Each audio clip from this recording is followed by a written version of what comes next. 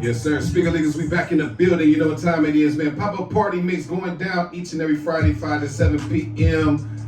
On Nerd DJs Radio. And I think it's 8 to 9 p.m.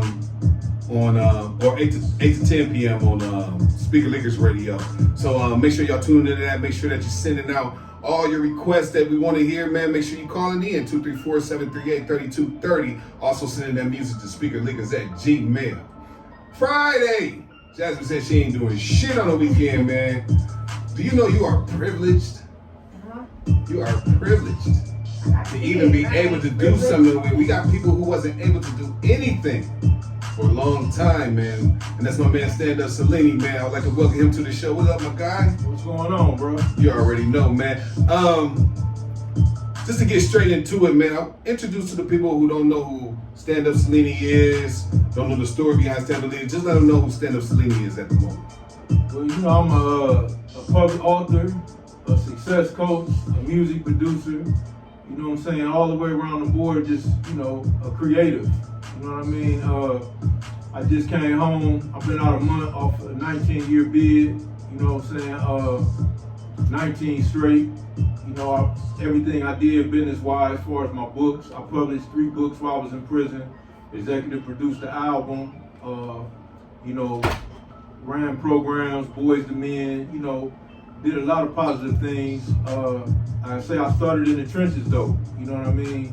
You know, ironically, man, I caught my case right across the street from this studio, you know, and, you know. Yeah, he was telling me that today too. He caught the case right across the street.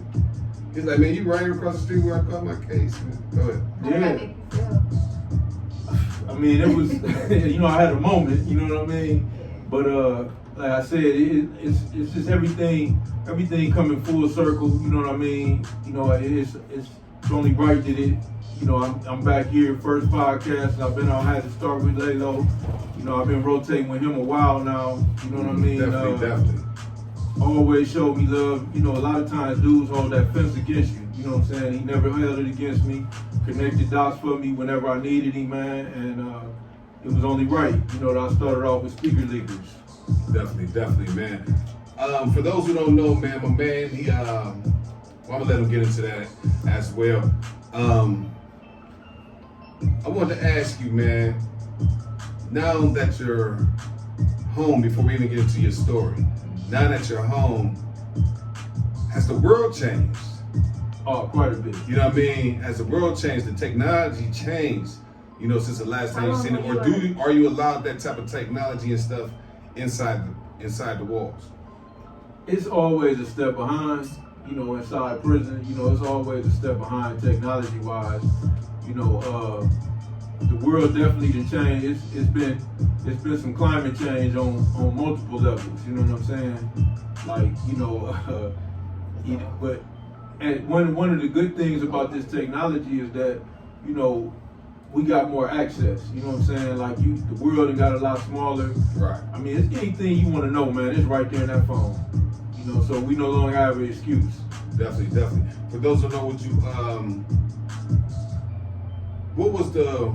Wait, how long were you gone? 19 years. What was at the age that you were at that time? What was your mind state on? You know what I mean? As far as how different was it as far as you view the world now? Your mind state back then? Back then, man, I was dark. Like this, I mean, to be honest, you know what I mean? Like when, you know, I remember back then, I thought about that today, you know, when I would be getting ready to get out of prison, because I've been in and out since I was a juvenile. Right. I would be compiling my list of who I was gonna rob, what doors I was gonna kick in. Mm-hmm. But you know, now, you know, I was sitting up compiling my list of what corporate doors I was gonna kick in. Right. You know, so it's been a complete change. It was already in me. You know what I'm saying? It came out. You know, this is the real me.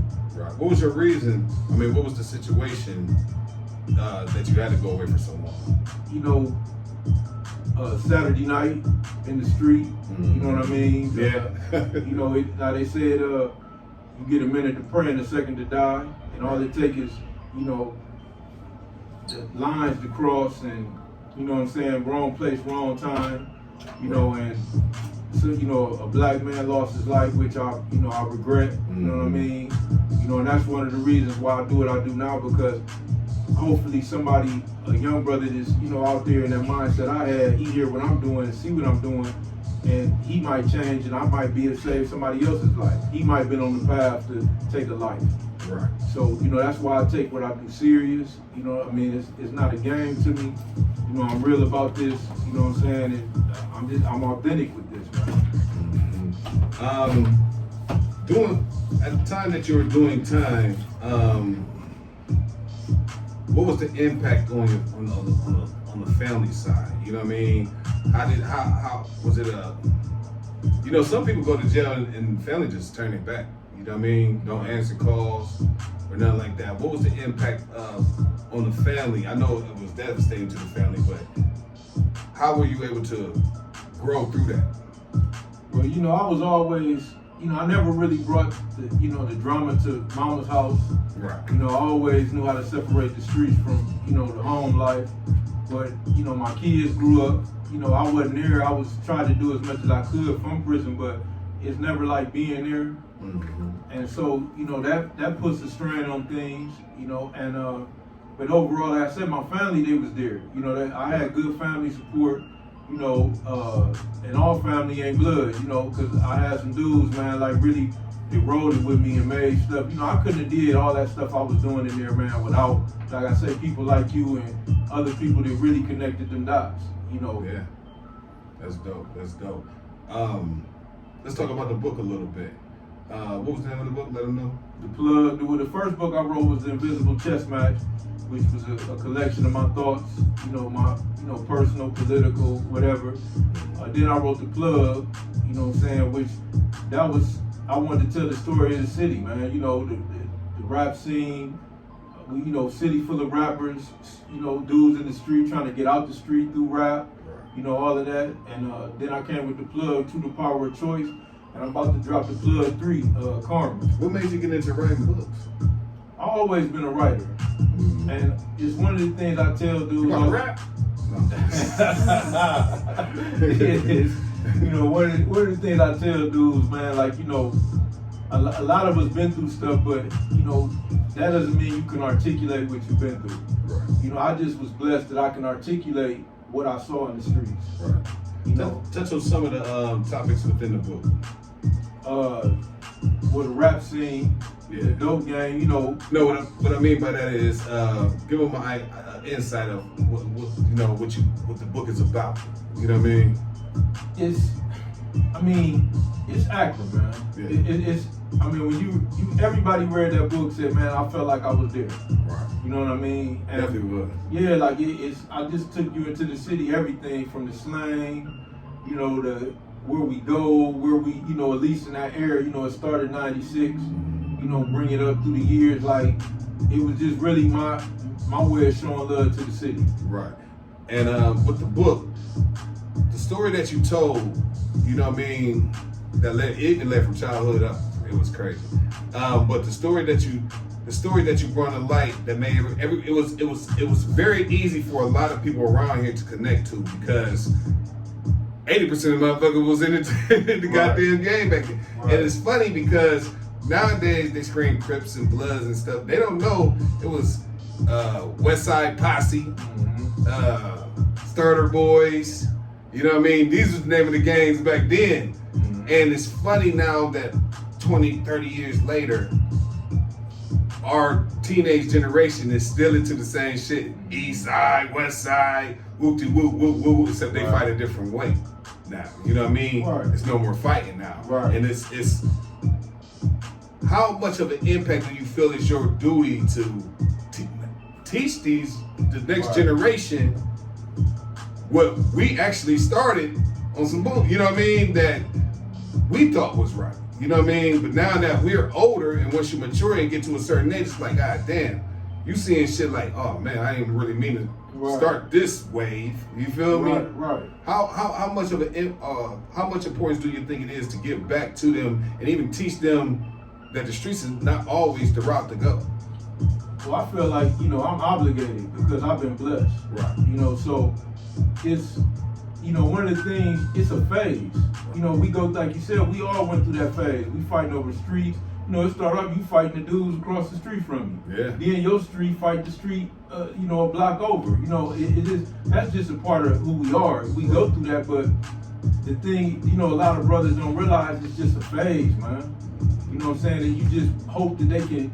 You hope that you can get past that phase and reach the next level of your life. Right. It lives on that phase right there, that phase is dangerous. You know what I mean? All the way through.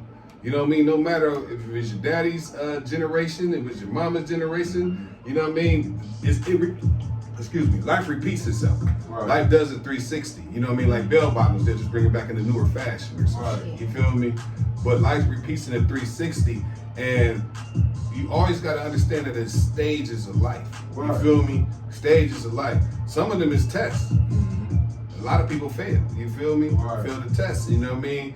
But you were blessed to, you know what I mean, be able to be let out the prison system. You know what I mean? You was blessed to live through the troubling times to come back out and to more positive. Right. You know what I mean? More positive times as far as getting yourself back on your feet. Some people be mentally institutionalized. Right, right.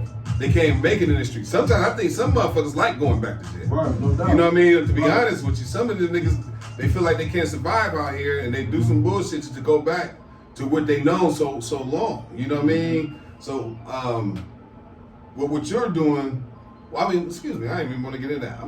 How are you doing now that you're out? I'm doing great. You know? Yeah. What was the first thing you did when you got out?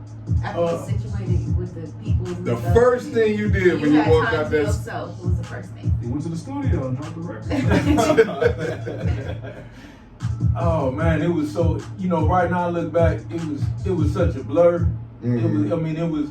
It was a dream, man. It was just like I was just moving from, you know, the first day out, I went to my granddaughter's karate practice.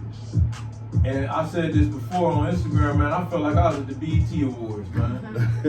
You know, like it was just everything, you know, walking in my mama's house because, you know, when I caught that time, man, I used to just like, man, is my mama gonna be alive? Am I, just stuff like that. And I was just overwhelmed with joy. You know what I mean? Like, and like I said, man, I've been blessed. And, you know, like I didn't lose my mind in there. You know, a lot like you say, because to be honest, man, it's a prison out here. You know, see that ball and chain just come later. Right. You know, everything created twice. You know, so you gotta have a jail mentality already. The ball, you know, it didn't manifest. Right. You know what I'm saying? Like you did, you know, a lot of times dudes think, well, if I wouldn't have went here that night or did this that day, no, you already had it marinating in your mind. You know what I'm saying? It's the law of attraction. Right. So what happened, it just manifested. So, you know, a lot of people out here, they next case already marinated. You know what I'm saying? You know, and that's the thing, like where, you know, I just learned, man, you gotta uproot that, man. You know, uproot that. And like I said, man, I was just blessed, you know, cause a lot, like I say, jail long time will wipe you down, man. You know, most dudes come out, especially 10, 15, 20 years, it's a wrap. But like I said, man, one of the things, I always gotta come back to you, man, cause it's just being 100. You know, you was breathing life into me, man. I remember I called, man, you was at a DJ drummer, you know, a party in Atlanta, you know what I'm saying? Yeah, and I'm sitting there like, man, I got off the phone, I was levitating, man. Like I said, man, my dude, you know what I mean? But you know, like, you know, when y'all out here, that type of stuff breathes life into you when you in there, man. Like, you know, just that phone call, bro. You know, and I said, man, what you got going on? And you would just say, man, I'm doing this, doing that. And it was inspiring to me to keep doing what I was doing. So when I got out here, I would be ready. You know what I'm saying? Yeah. So, you know, like I said, man, it wasn't just, you know, like I said, I was blessed. You know, God blessed me, but it also was, like I say, that support system. You know what I'm saying? Having good dudes to rotate with while I was gone, man. We've been at it almost a decade now. Yeah, for real. How was the connection with you and P3 once y'all got together? You know, what was beautiful about it was that, you know, we was family, you know what I mean? Like, you know, he just was so young, I didn't know. Right. So then, man, ever since then, man, bro, he showed me how to make records. Okay. You know what I'm saying? P3, he showed me the rap game. He taught me the rap game. You know what I'm saying, man? Between him and Fat Baby, Lucci, you know what I'm saying, with Baby Big Cuz, and you know, like, I mean, they showed me the rap game. Right. You know what I'm saying? I mean, bro, they really, you know, took me in and said, look, man, this is how you do the songs. We gonna reach out, we gonna connect, we gonna, you know, all of that, man. So, like I said, man, you know, we talking about my favorite rappers, man. You know what I'm saying? So, like I said, I gotta show, you know, shout out to them, man, because they definitely was a part of everything I put together. Okay, my next question is, how did you? Okay, Come here with that goddamn coat on. I don't understand how you came. He in just with ruined the that whole damn interview, man. coat. I don't understand how you just Why did. you ruin the interview like that, Which man? lineman gave it? Was that Ben's coat? Is that Big He Ben? says that, That's bitch. still his coat. Yeah. Oh, yeah. My dude. Yeah, he said my dude, man. Oh my God, he walked in on slow too, man. I had to get Terrible. Mr. Beckham checked into Pittsburgh, you know what I mean? You know, Yeah, tell whatever. Ben he's got to get at least 6 targets a game, you know. Oh, man, Taking the ESPN like a motherfucker. What? but no, He said, what? while you were doing time behind bars, man, you was also making music and producing music, and you were an executive producer from behind bars. How was that creating a compilation or different records while behind bars? Like, how was the process? Well, you know, it would be a thing like I would come up with song concepts, right? You know, it just pop in my head. So, you know, I come up with a song concept, say, man, you know what, I want this person, that person on the song. Then I just say, man, look, I want